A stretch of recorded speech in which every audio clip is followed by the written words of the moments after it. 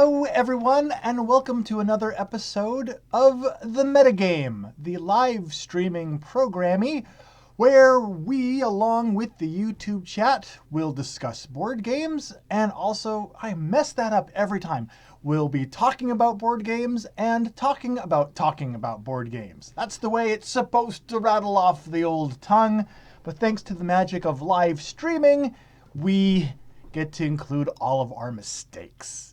One mistake that I don't want our viewers to make is having any statement or question or anything they want to contribute to the live chat being overlooked. So if you are joining us when this is actually streaming for our live chat, and you have something that you want to have added for consideration in the show, be it a question, a comment, or whatever, be sure to add the hashtag TMG for the metagame in your comment. Because what I'm going to do is I'm going to use my web browser's search tool to make those comments highlighted so I can find them easier. And hopefully we'll be able to get to your stuff. Again, the magic of live broadcasting. So what we have here today is a very interesting episode here, possibly. The metagame is kind of an interesting experiment because some episodes, we talk about some recent news in the board gaming world. Other episodes, we will just talk about, I'll present a case or an idea, and I'll make a presentation, and we'll discuss it. But then other episodes are almost more of a question, a reverse question and answer period in a way. Because in this one, I'm going to present a question. I'm going to crack open the door to my mind and let you see how this works. These are the types of questions that come into my mind while I'm just sitting around doing nothing. And I don't necessarily have the answer prepared to this question. So this is going to be a really open-ended episode, and I'm hoping that along with the live chat, we get some good discussion here, because I really don't have an end point in mind for this discussion. So I'm not exactly sure where this is going to go. But let me at least introduce the topic of discussion today. So the title of this episode is Puzzling Over Board Games. And if we take a moment to stop smashing our hand into the table and think, we might see a correlation between these two activities. I mean, they're two separate, distinct activities. I mean, games are games and puzzles are puzzles. I think that's the dictionary definition right there. It can't get more clear than that. But me, never one to leave well enough alone, I'm going to try and dig a little bit deeper there. And I'm going to do it while I smash everything on my table, because that's it's the theme of today's show, along with the topic, apparently.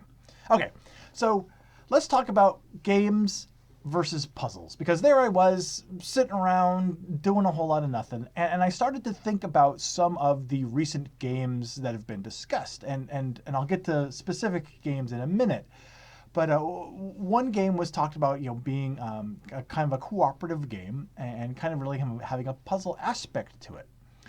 And it made me think, well, if it's a co-op game that has a puzzle aspect, everyone's working together to find a solution to this problem, how does this really make the game different than just being a large, elaborate puzzle, which might have dynamic different pieces, but a puzzle nonetheless? So I thought, okay, first of all, I thought, okay, let me define what a game is to me, and let me then define what a puzzle is. And maybe just by defining them, I'll come to my conclusion right there. So I've mentioned this before, but I even wrote it down, so that's so I could call back to it. But so definition of a game. Let me know if you agree 100% or just 99% with my definition of what a game is here. To me, a game is an activity that has a specific objective, where specific rules are then established to manage the completion of that objective. So you know how you're going to win the game, and there's rules to the game that govern how you get to that point where you can win. You're playing Monopoly, you can't just grab all the money out of the bank and say, I win. There's certain rules that govern the play of the game. So then I thought, okay, so what makes a puzzle different? And I'm not just talking about jigsaw puzzles or crossword puzzles, but let's think about co-op games and just any type of puzzle to solve. So a puzzle, I came up with almost the same thing. I mean, there's a specific objective to find the solution, and the rules are established in the puzzle environment to find that solution. I mean, let's take a really basic example of a crossword puzzle. You have the crossword puzzle area with its rows and columns that you're going to be putting letters into, and it provides you with the clues, which are kind of governing the rules of the game. And also, you can't go to the next, you can't look at the answer rule book to answer it if you want to play the puzzle and solve it yourself. So you can't, so basically looking up the answers would be cheating. So there are established rules to meet your objective. So in that respect, before I go any further with examples of games or anything else, in that respect, I got stuck because at that point in my train of thought, they were essentially indistinguishable. So I'm gonna pause there. I'm gonna let you marinate in that mental science that we just dropped. And while we stew, I'm going to pop over to the chat area to kind of meet and greet everybody. And I'm going to kind of gauge the temperature of what people are talking about thus far. And then we'll return to this with some examples of specific games, game types, and what it is about these certain games that maybe make them puzzles or less than a puzzles, and in the end, what is the X factor that makes a game and not just a puzzle? We'll come back to that in just a moment. But first, let's turn to our friendly neighborhood chat window brought to us today by our web browser. Hello, everyone. I'm going to refresh the old chat here. And I saw that there were actually even some comments that started before we even started streaming. So, and they looked pretty good and lengthy and thought out. So I'm going to grab like 3 of these right off the bat. Several from show regulars, which is always great to see. First, we're going to kick things off with Nyrus Interactive, who joins us once again, just talking about this topic before the chat even started. Nyrus mentions that I can see solo games as being closer to a puzzle, but hesitate to place games in the same category. For me, games are different because you can solve it in multiple ways, while puzzles are something you try to solve in one way or have a finite answer. Maybe games are the next stage in the evolution of puzzles. Ooh, there we go. It's kind of a branching off down the puzzle family tree there. I like a lot what you said about solving things in multiple ways. That is one of the points that I'm going to come back to in a little bit. So we'll return to this, I believe, and we'll flesh that out a little bit more. But you and I are kind of thinking along the same lines there, but I'm not sure if we're coming to the same conclusion. So that will be interesting to see. But first, let's continue with Michael, who mentions that Mike Selinker, board game designer from Lone Shark Games, he's really big on puzzles and working the idea into games. And that's true. Additionally, escape rooms and the games of their ilk are basically puzzle games. I would think that legacy games, to some degree, are much like a puzzle. Once you solved it, there isn't much more to do with it. I mean, sure, you could reassemble the puzzle and replay the legacy game, but it doesn't carry the same feel necessarily. Time Stories would be a perfect example of this, in Michael's opinion. Okay, wow. So yeah, that see now here's a really good aspect of this, and Mike Selinker or Selinker, darn it, Mike Selinker might be a really good person actually to interview about this because yes, he is really big into puzzles. He actually he has an entire book, which is it's a story, but it is a puzzle-based storybook. You go through from one puzzle to the next to do this whole voyage interactive storyline. It's just amazing. I can't remember the name of the book at the moment, but it's by Mike Selinker, and I definitely recommend checking that out. And he incorporates a lot of puzzly stuff into the games that he designs.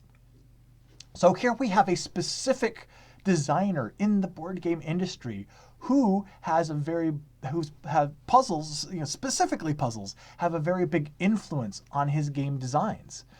And so if we had time, maybe at a later date, it'd be interesting to come and compare the designs someone who has that puzzle background designs versus someone who does not have that background and see if the games and the ideas and the ways of playing the games that they develop are different.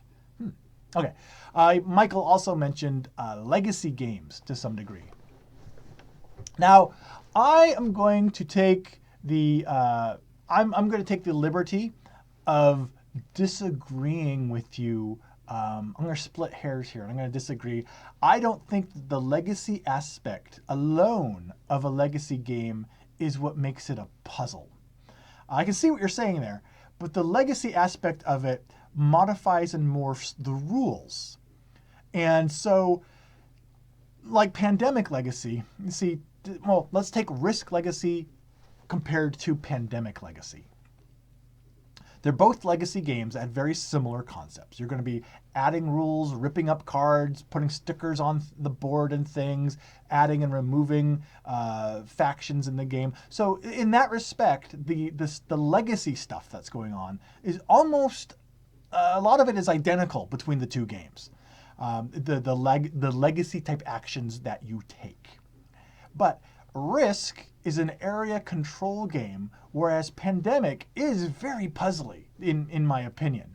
So if you were to remove the legacy aspect from both games, I think you would have an area control game and a puzzly game. If you were to then have Risk, those two games, and remove the game part and just leave the legacy aspects, the legacy stuff that's going on makes them indistinguishable. So I think the legacy stuff there, while modifying the rule set that governs the game, doesn't necessarily make it more puzzly. That said, what you're saying about once you solve a puzzle once, you're kind of done with it. Once you finish a legacy game once, you're kind of done with it. That, I totally see the correlation, and I can see the parallels there. And yeah, I totally see that too. So there we go. Let's continue with one more pre-chat comment, which comes from Kabuki Kid, who mentions several comments here in a row. Games with a quote-unquote puzzle element are best used as cooperative games or solo games, I think. And adding a timed element, like in Factory Fun, for instance, is a way to make me hate the game. I like puzzles, but if you put me under the clock, I lose enjoyment of doing the puzzles. Interesting. We may come back to that point a little later on when we talk about specific games. Ricochet Robots is a game I would like maybe as an app where I can have time to ponder and figure out the optimal move. But if I'm sitting with 6 other people rushing to find the best solution, well, then I am unhappy and won't enjoy doing that puzzle. So there's an interesting train of thought. How the gaming environment, solo versus group and timed versus untimed, how that can affect the preference of the puzzle aspect of the game. And I was reading and not completely listening as I went through that comment, so I'm not sure. One thing I'm curious about, because we were talking specifically about puzzles, the ruining, how the timed aspect ruins the enjoyment of the puzzliness of a game. Does that hold true for games that aren't puzzly? If you have a game like Escape the Curse of the Temple, which is a lot of frenetic dice rolling to achieve things and get out of this temple, is a game that's not puzzly but timed, is that enjoyable? Is it timing, is it specifically timing the puzzle stuff that ruins the enjoyment for you? Or is it simply the presence of the timer? That would be interesting to see if there's a differentiation there, or if it doesn't matter. Puzzly or not, timer kills it for you. To find out if the puzzle part is the crux of the difference or not. All right, I'm going to try and find my place here real quick by redoing the search. And I just want to see if anybody had any comments about another part of this before we continue. There's some discussion about IKEA furniture. Okay, Ferg mentions, here we go. Ferg mentions, here's a thought.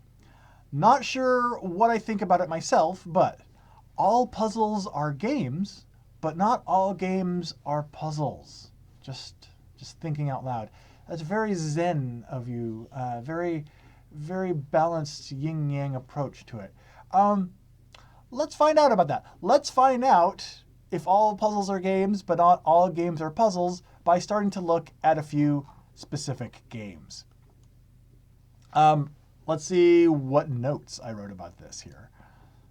Okay. I think there might be, we've already seen a little bit of this mentioned in the chat, so I won't rehash this part too much. But it did seem like certain types of games lent themselves to be puzzlier. Let's start off with the examples of solo games, certainly, and cooperative games. And since solo games are kind of the nature of itself, you're trying to accomplish this thing by yourself, it kind of has that puzzly aspect. Let's put solo games aside, back on the shelf for a moment. Let's talk about co-op games, because here are games that involve a lot of other people and kind of introduce the puzzliness to a lot of people where you're all working together. And the main games I started to think of when I thought of co-op games, the first one that came to mind, of course, was Shadows over Camelot. In Shadows over Camelot, the players are playing the parts of the Knights of the Round Table, and they're going off on different missions, collecting cards to accomplish these missions. And these cards, they're usually typically numbered cards for the most part, and you're trying to collect sets and runs and go and play these sets and runs in different locations on the board to finish these quests. For example, there's the rescuing Excalibur from the Sword and Stone,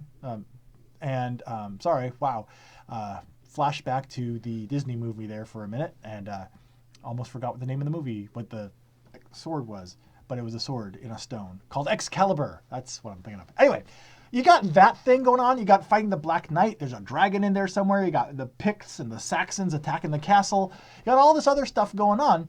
And you're using decks of cards to power the game for the most part. So you're shuffling these decks of cards, obviously.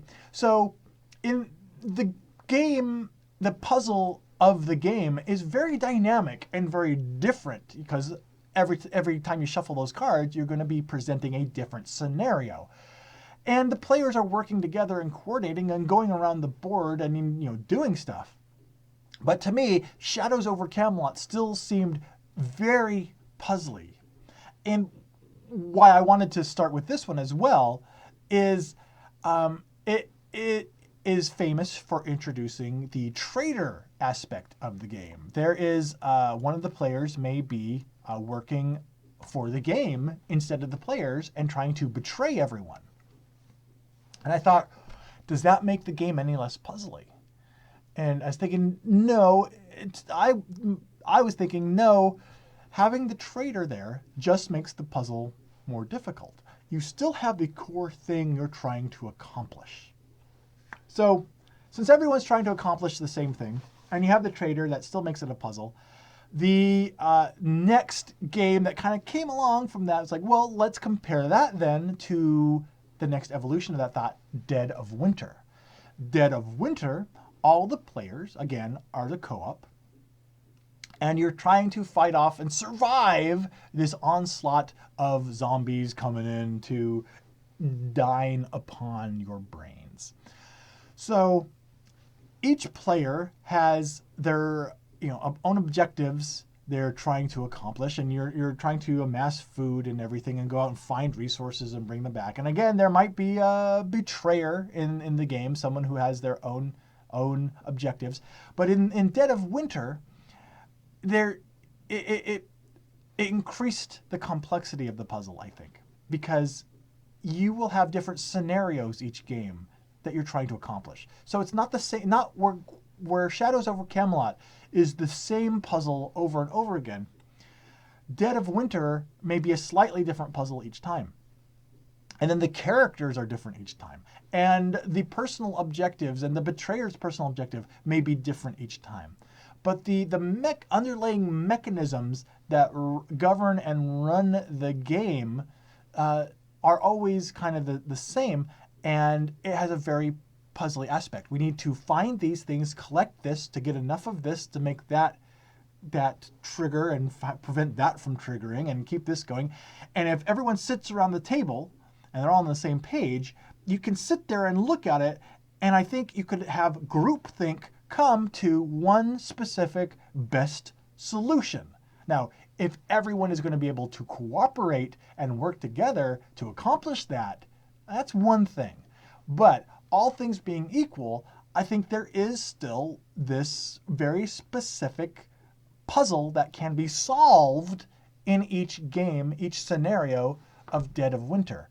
So again, Dead of Winter increased the complexity over something, a co-op situation like Shadows over Camelot. But I think in and of itself is at its core still just a puzzle. Let's go real quick over here to the chat and see if I'm crazy. See if anyone has. I'm going to scroll to the end of the comments. I'm sorry if I'm skipping anyone. But I'm just seeing if there's anything. Oh, here's some talk about Excalibur. Thank you for reminding me that's what Excalibur was called. Oh, we're still talking about Excalibur. Okay. Looks like we're cool on the comments, so I'll continue. Well, we already talked about Pandemic Legacy and Risk Legacy, and of course the other pandemic games. And yes, round to it. I know I'm skipping a ton. I am going to circle back though in just a minute. I just wanted to make sure there wasn't anything specific about Shadows over Camelot or Dead of Winter with anyone correcting me saying, no, it is not a puzzle because of this specific thing you are forgetting. So just want to make sure I didn't overlook that before I diverge to the next game on my list, which was Mechs versus Minions, the brand new game by Riot Games, which is coming out in mid-October.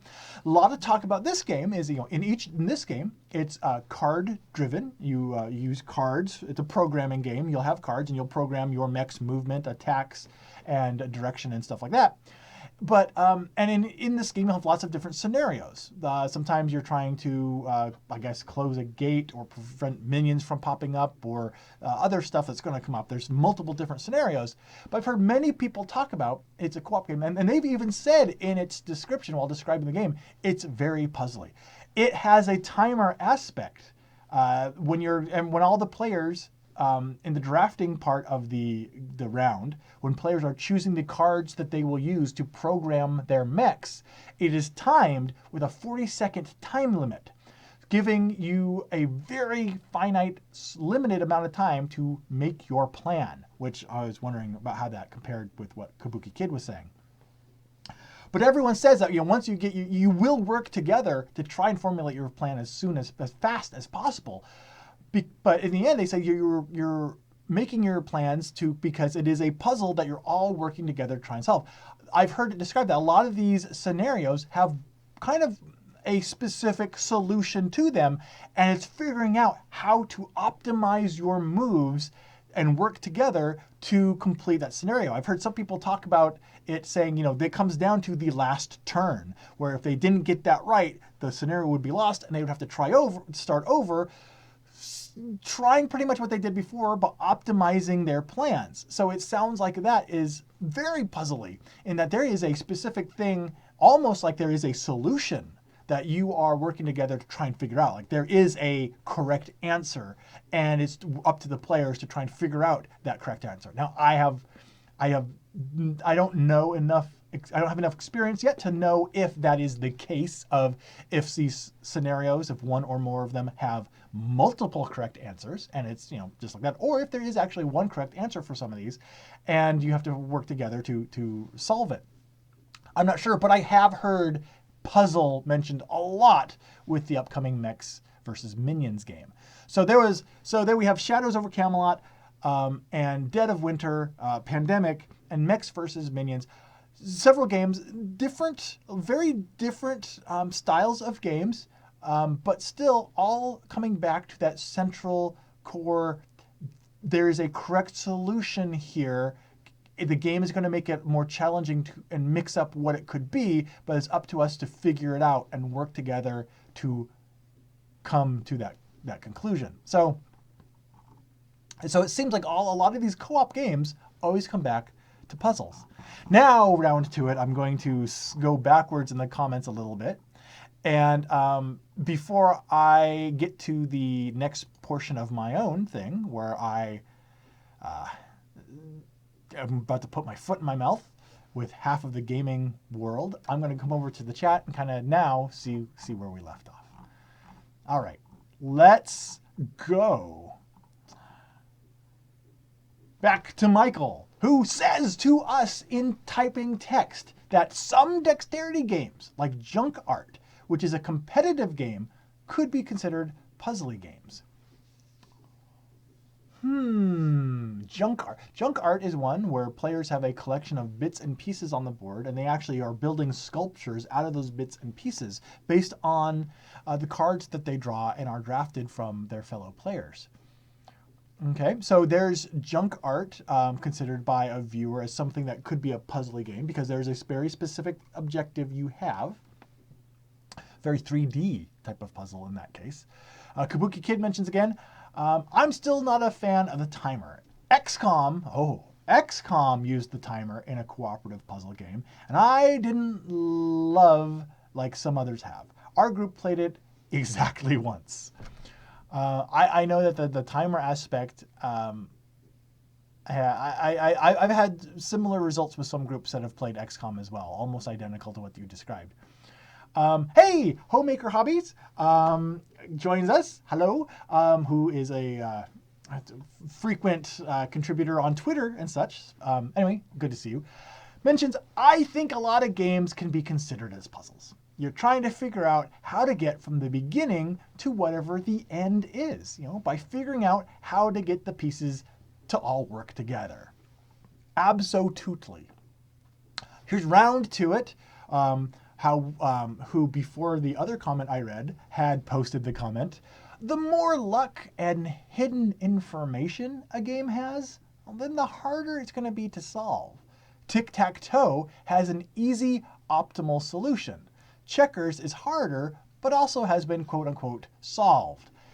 Thank you for bringing up that word, solved. That was one of the things I was considering putting in my own notes, but I just didn't have the time and the breadth of a library of games as examples to use, but I wanted to talk about games that have been claimed to have been solved. There is a right, correct, optimal way to play this game, and if you play it this way and take these actions, you will win 100% of the time. Like I said, I didn't have the time to put together a list of games that people claim have been solved, but I would think any game that fits that criteria, that has a quote-unquote solution, would definitely fit as a puzzle game, because by its definition, if it can be solved, I would think that it's more puzzle than game. But thank you for bringing up solved around to it. See, I'm glad I went back to the comments. Michael mentions BGG has a category for puzzle games, and it includes Patchwork, Mansions of Madness, Legends of Andor, Freedom, Ricochet Robots, Karuba, Zendo, Factory Fun, Potion Explosion, etc. that is an interesting list. Now, see, it might be an interesting discussion just to go through some of these games listed in the puzzle games category sometime and just see what the public opinion is. I thought Legends of Andor was more of a storytelling game, but it's one I have not played enough yet. I really want to, but I haven't played enough to find out. I guess in Zendo, which I either have spoken about recently or I'm about to speak about in a current video series I'm doing. Oh no, I did, because someone made a snide comment about the pyramids. Thank you, Snide YouTube comments, for reminding me which videos have been published already. But yeah, in Zendo, I guess that's a puzzle game, definitely, because that's what you're doing. Each they have this collection of different size and color and opacity pyramids, and players are making a small sculpture out of these and making a puzzle for the players to solve. Where each player is trying to figure out what the one singular rule that governs their sculpture is. Like the sculpture may require 3 green pyramids, or the orange pyramid must be the smallest pyramid in the sculpture, or the green and blue pyramid must be touching. Anything like that. So yeah, I guess that is completely a puzzle game. And Potion Explosion, that was the one on your list that made me think the most. I guess it's a puzzle game, but it's a very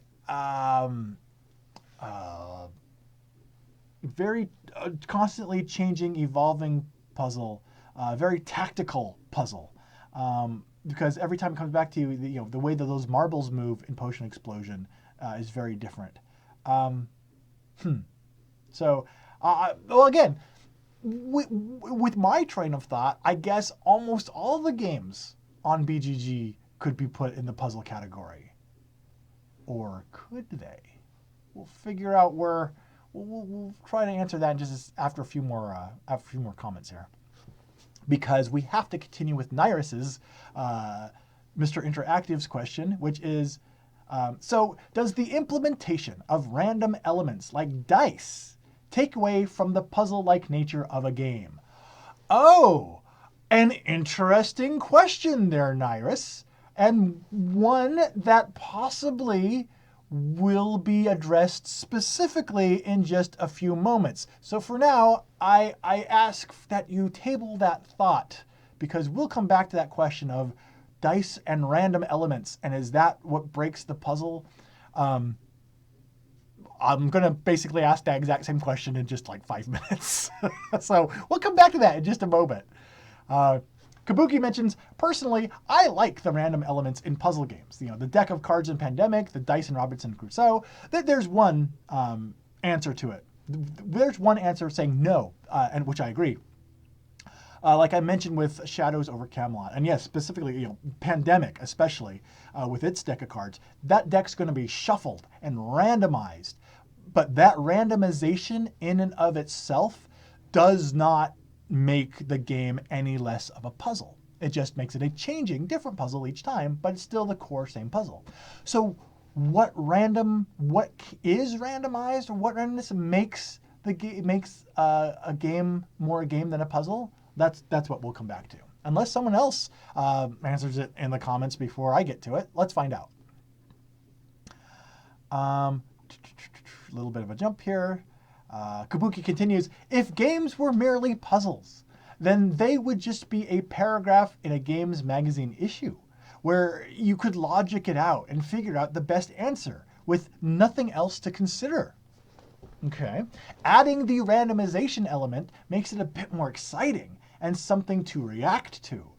Now we're getting somewhere.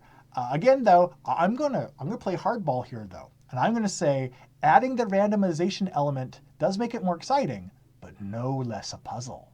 But I think you're onto something there with something to react to. We'll savor that phrase, but we'll continue. Michael mentions RPG. Here's an interesting word. RPG, role-playing games, add a unique puzzle element to tabletop games. Puzzles in the game put in in addition to the DM. Sorry, wow, I'm butchering your comment here. So it's kind of a game in and of itself. Puzzles in the game, but in addition, the DM has to figure out how to balance the game while making it challenging for the players. So there we go about the RPG element. Again, let's savor that. Let's let that brew stew along with the other things to consider. Maybe you kind of see where I'm going with this. Michael mentions, and the players have to puzzle their way through to discover clues, etc., leading to the conclusion of an adventure or campaign. Talking about campaigns and adventuring through a game, Nyrus mentions, for me, Sherlock Holmes, Consulting Detective, is a game that feels the most like a puzzle. So here's one where you have a campaign of multiple mysteries you're solving. You're going through this adventure, but it's very story driven. So almost exactly what Michael was mentioning in a way, but the Sherlock Holmes Consulting Detective is definitely a game that is extremely puzzly. You're solving little mysteries.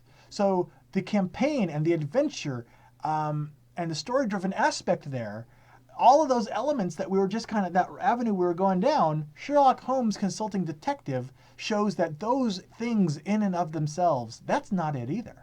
It's still, because Sherlock Holmes Consulting Detective, almost pure puzzle. So what is the missing X factor here? Let me take a couple more comments here so Round to It doesn't mock me anymore. Speaking of Round to It, his is the next one. Even a jigsaw puzzle with one set final solution comes all jumbled up in the box. No one will ever put it together the exact same way. You might put the pieces in a different order. It's about the process and how you go about it. Oh, that is a very good point.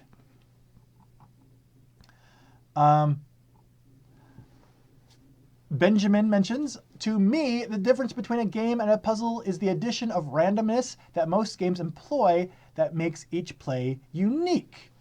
Excellent.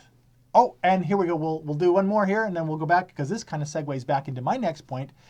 Kabuki mentions, I love social deduction games. One of my favorites, a puzzle with the people element mixed in.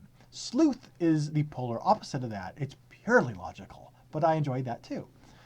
Okay, so I apologize. I'm going to have to pop back over here. Excuse me, because that's one of the things I wanted to talk about. Okay, so we've brushed on randomness, a role-playing element, and stuff like that, and social deduction. So I wanted to talk about a game, the next one on my list here is a game that fits almost all of those criteria that I think still fails the puzzle versus games test. And again, this is just my experience and my opinion. But to me, the game is One Night Ultimate Werewolf. In One Night Ultimate Werewolf, up to a dozen players will each be assigned randomly assigned a different character to play, be it a townsfolk, werewolf, or someone with a special ability. Everyone closes their eyes, stuff happens, people will move people's players around. Everyone opens their eyes and tries to figure out who is the werewolf and expel them without expelling a normal non-werewolf villager. So here you have social deduction. You have a little bit of role playing because you're going to have your role, or you're going to be trying to convince, you're going to put on that character and you're going to try and convince people, whether you're truthful or lying, that you are a certain character and why. So social deduction, a little bit of RPG. You got the randomness thrown in of the random characters each time, characters moving around each time. So total not a puzzle, right? Total game. Well, to me, I absolutely 100% disagree.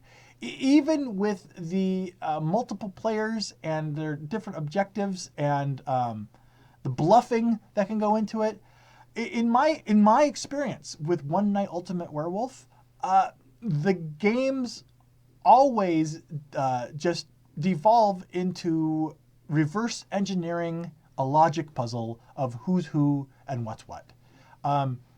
I don't know if it's me or the groups I've played with, but I don't see I've never seen the thrilling game of this game come out. It's always been, okay, everyone open your eyes. Well, I'm this. Okay, well, if I'm this, then you're that. Well, you're lying. So you must, no. If you are this, then he's got to be that. He's not lying. Okay, well, then you're lying. Okay, well, then you're this, and you're this, and you're the liar. You're this, okay, everyone knows you're the werewolf.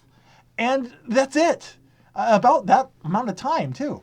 And it's a really fun, great game. But because of that experience I've had with it repeatedly, it's not my personal go-to social deduction game. And it seems, I get the feeling, it's 95% puzzle. So, it's, again, just my experience and my opinion, but One Night Ultimate Werewolf, which I thought was a great contender for disproving, the puzzle versus game thing, fell flat to me. So I put that one aside. So then I thought, okay, let's not talk about specific games. I'm not getting anywhere with this. Let's think about, we've talked about some genres of games like co-ops. Let's step back one more level.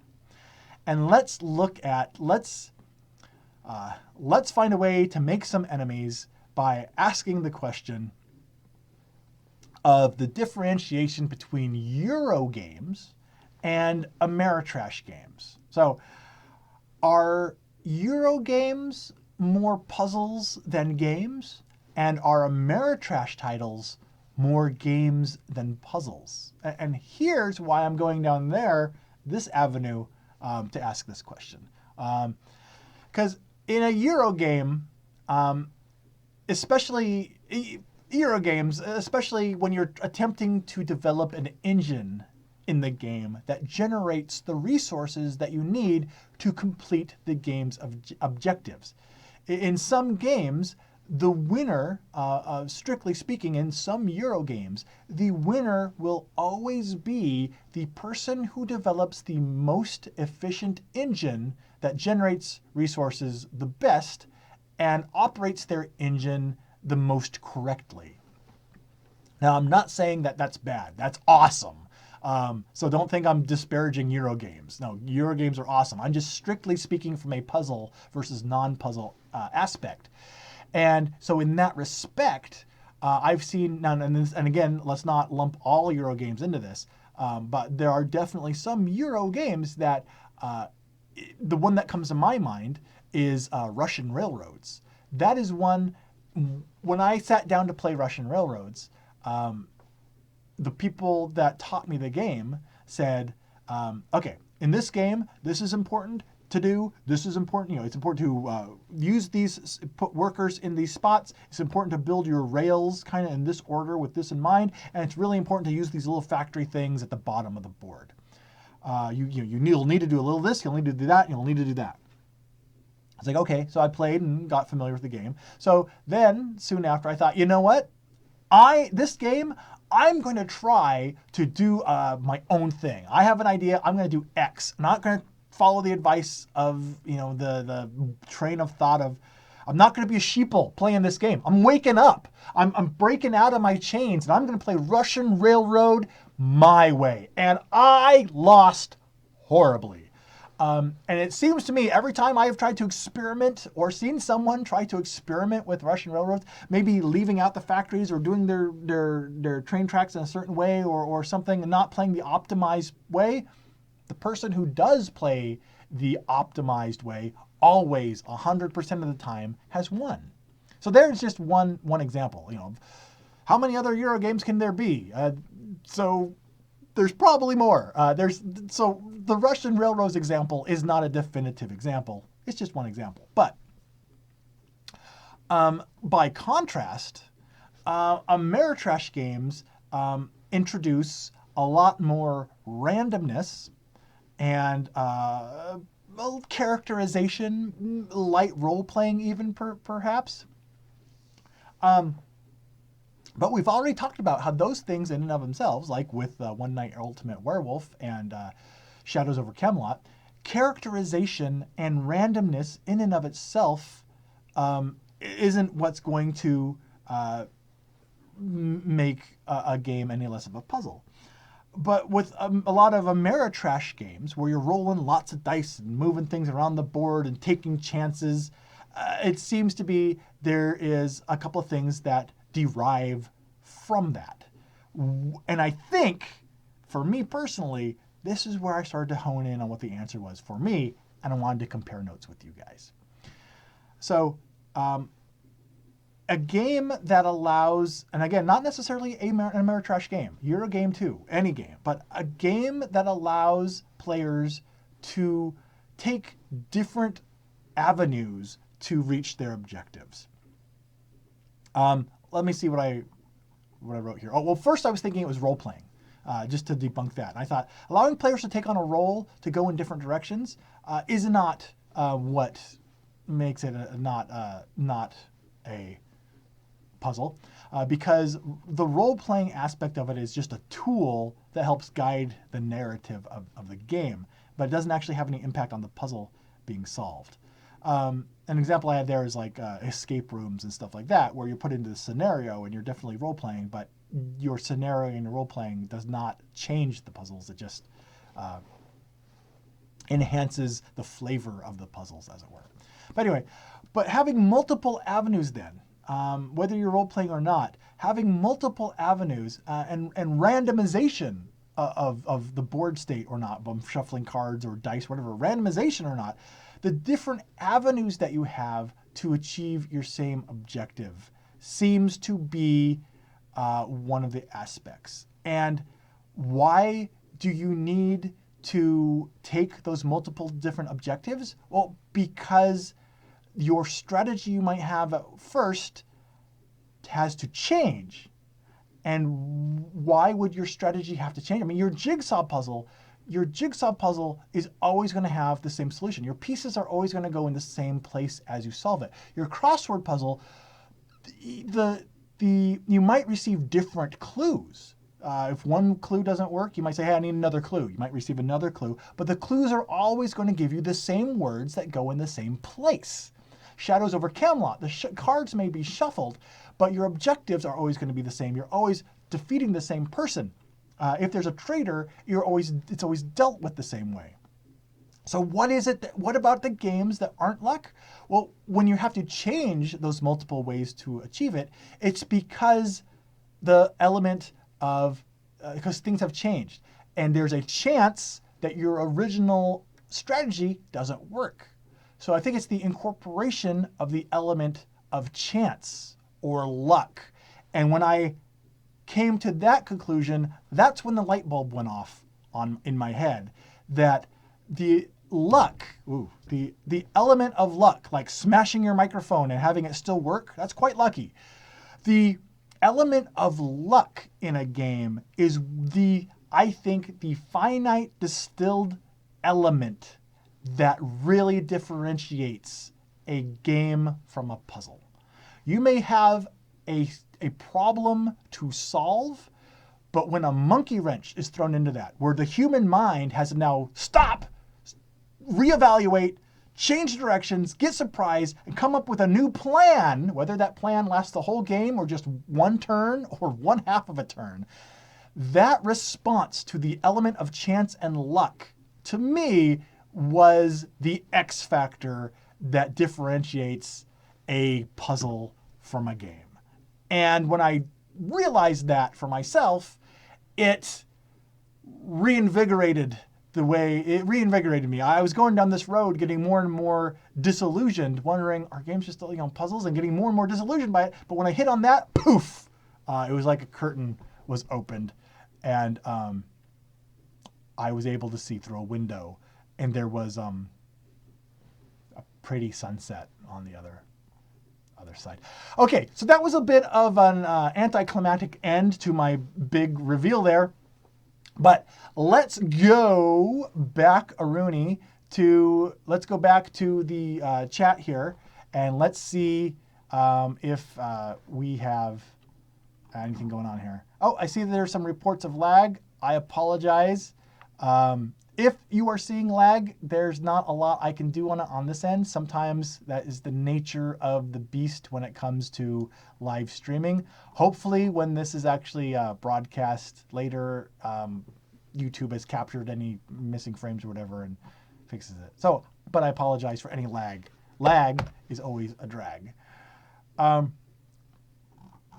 Okay, so let me see if... oh, good. Okay, right where we left off. Let's go back. Last 10 minutes. Hopefully you guys heard what I said about the difference. And let's go to the comments for the lightning round and burn through as many of these comments as we possibly can with the time that we have left.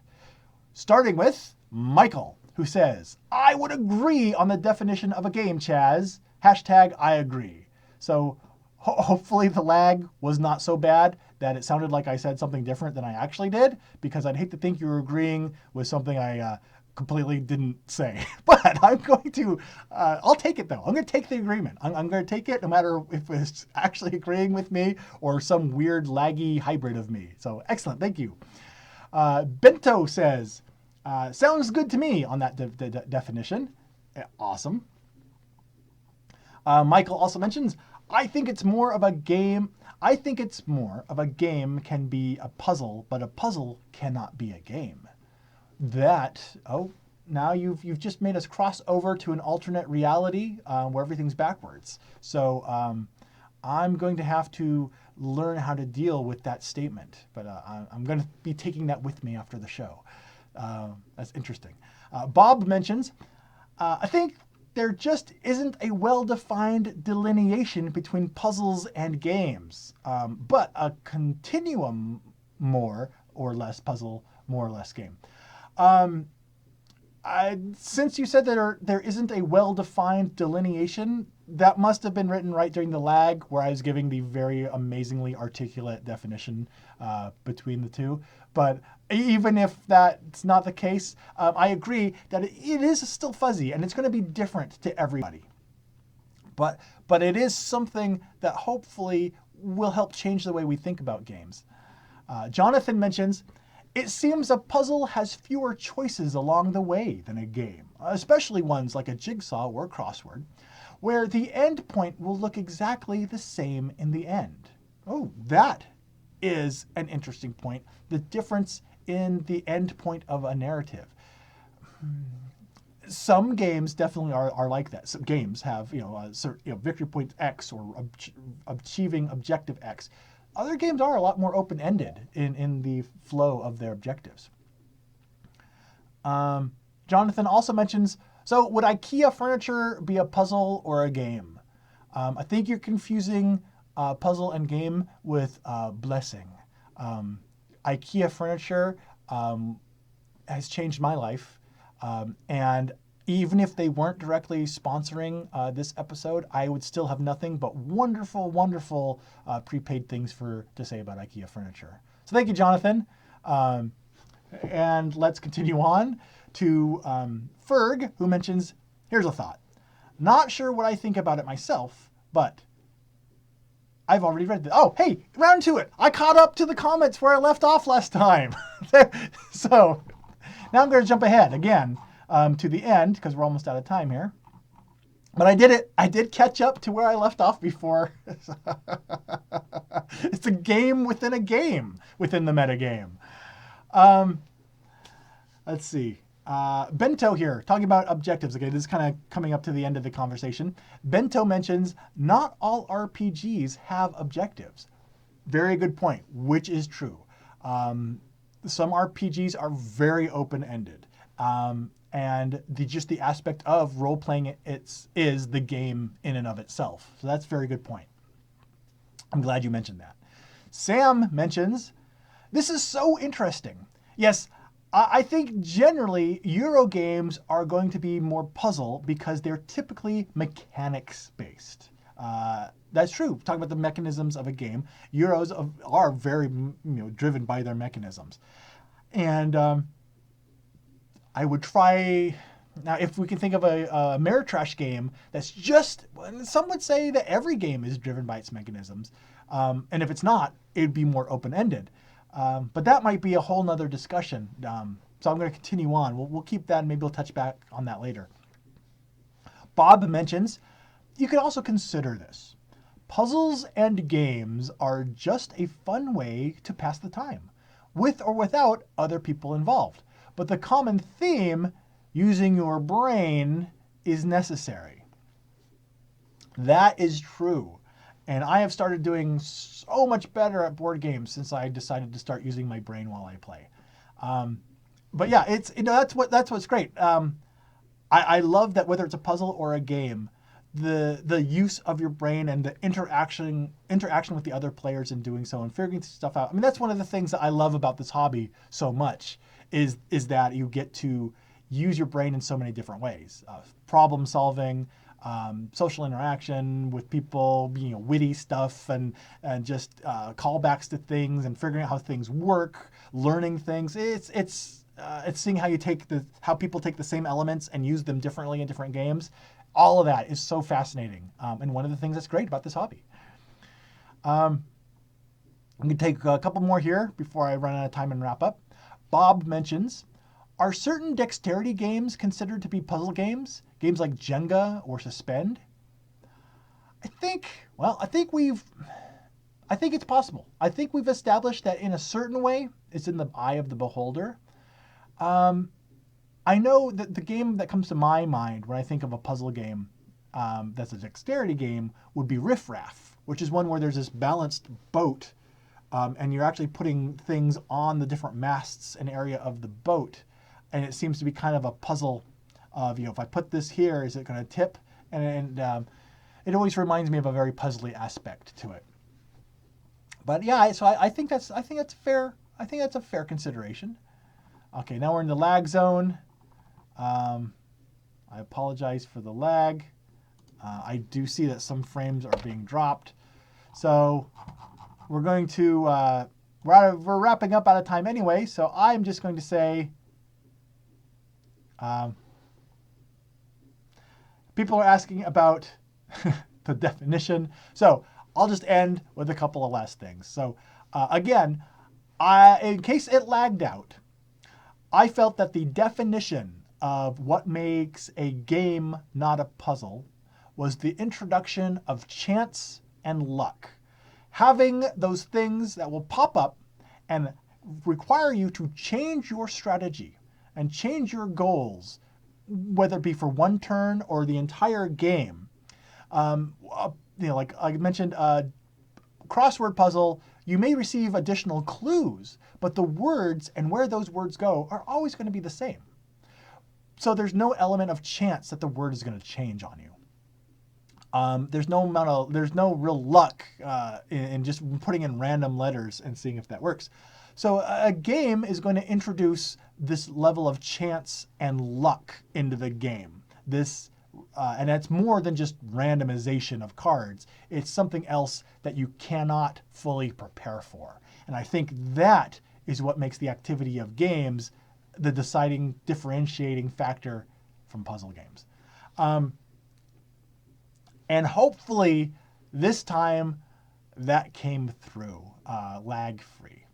And if it didn't, let me know, and I'll go over it again in the comments below. Because unfortunately, we're out of time, so that's where all future discussion on this topic, on this episode, is going to have to go into the YouTube comments below. But for those of you who took the time to join me today in the live chat and play this episode of the Metagame with me, I want to thank you so very, very much for contributing to today's chat and being a part of the show. Until our next episode, please take the time to go by and subscribe to both the Dice Tower and the Pair of Dice Paradise YouTube channels.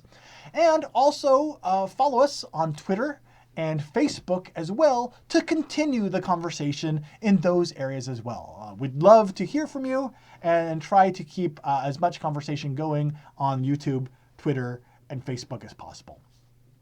If you write to me, I sometimes, especially this month, may be slow in responding, but I do read every comment that comes in, and I try to make time to, at least once a month, catch up and respond to everyone that has taken the time to reach out to me. So take the time to reach out and keep in touch. And until then, thanks for watching, and I'll join you again soon on another episode of the Metagame. Take care. Thanks so much for watching the Dice Tower videos. Find more great videos and reviews as well as our top-rated audio podcast at Dicetower.com. You can also find other great shows at DicetowerNetwork.com. I'm Eric Summerer, and you've been watching The Dice Tower. The Dice Tower is sponsored by Cool Stuff Inc., where you can find great games for great prices. Cool stuff in stock. Check them out at CoolStuffInc.com.